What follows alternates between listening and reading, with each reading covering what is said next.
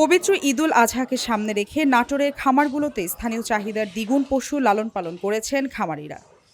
প্রতি বছর জেলার চাহিদা মিটিয়ে এই জেলার খামারের পশু বিক্রি হয় দেশের বিভিন্ন স্থানে। স্থানীয় খামারি ও সাধারণ কৃষকরা তাদের লালন পালন করা গবাদি পশু হাটে তোলার জন্য প্রস্তুত করছেন। পশু খাদ্যের দাম বাড়ায় এবছর লাভ কম হওয়ার শঙ্কা তাদের।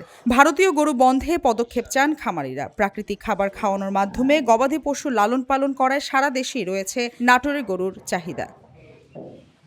এবার কোরবানির ঈদ সামনে রেখে জেলার ২০,৩৭৪টি খামারে পালন করা হচ্ছে ৪,৭৫,৪৪৭টি গরু। তবে স্থানীয় চাহিদা ২,৭৪,৬১১টি গরু।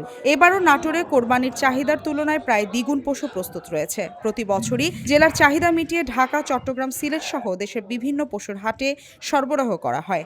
কাঁচা ঘাস, গম ও চালের ভুসি এবং খৈলের মতো প্রাকৃতিক খাবার খাইয়ে পশু মোটাতাজা করা হয় বলে এই জেলার পশুগুলোর আলাদা কদর রয়েছে। খামারিদের কপালে দুশ্চিন্তার ভাঁজ ফেলে দিয়েছে পশু খামারে। এবার পশুর সংখ্যা পর্যাপ্ত হলেও গোখাদ্যের ঊর্ধ্বমুখী দামের কারণে খামারিরা কিছুটা লোকসানের আশঙ্কায় ভুগছেন।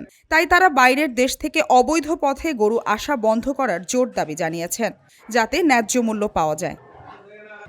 প্রায় ১৪ বছর পূর্ব থেকে নাটোর শহরতলির ডাক সড়ক এলাকায় ড্রিমল্যান্ড ক্যাটেল ও ডেইরি ফার্ম খামারে প্রায় ১.৫ শতাধিক ছোট বড় সব ধরনের কোরবানির পশু রয়েছে। তার মধ্যে ভালো জাতের একটি দুধের বাছুরের দামই ৮ থেকে ১০ লক্ষ টাকা। এই খামারটিতে ৭০,০০০ টাকা থেকে ১৫ লাখ টাকার কোরবানির পশু রয়েছে। ক্ষতিকর ওষুধের ব্যবহার এড়িয়ে খড়, কাঁচা ঘাস, গম ও চালের ভুসির মতো প্রাকৃতিক খাবার খাইয়ে পশু মোটাতাজা করছেন।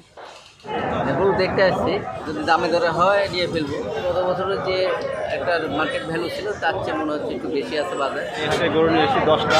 আমি রানিং ব্যবসা করি, ক্রেতা একটু সমাগম কম। আর বর্তমানে ক্রেতারা সর্বোচ্চ ১-১.৫ লাখ বা ২ লাখের মধ্যে গরুগুলো চাচ্ছে। তো এই গরুগুলোর একটু দাম বেশি, তবে মানুষ মনে আছে কিনা ব্যথা টুকটাক হচ্ছে। শহরের পাশে এখনও সেভাবে গরু হাঁটা লেগে উঠে নাই। ঈদ উপলক্ষে আমাদের বিশেষ সুবিধা, যেমন আমাদের থানা থেকে আমাদের প্রশাসন ভাইরা আছে, ওনারা ব্যাপারী পত্র থেকে শুরু করে যারা কোরবানি গরু কিনতেছে তাদের টাকা পয়সা চেক দেওয়া ব্যাংকার ভাইরা আছে। আমাদের হয়েছে গবাদি পশু চেক করার জন্য পানি সম্পদ অধিদপ্তর থেকে ডাক্তার ভাইরা আছে। আমরা সর্বদাই হাটের মধ্যে ইজারাদার যারা আছি সর্বদাই আমরা হাটের মধ্যে বিরাজ করি। মালিহা চৌধুরী, আয়না টেলিভিশন।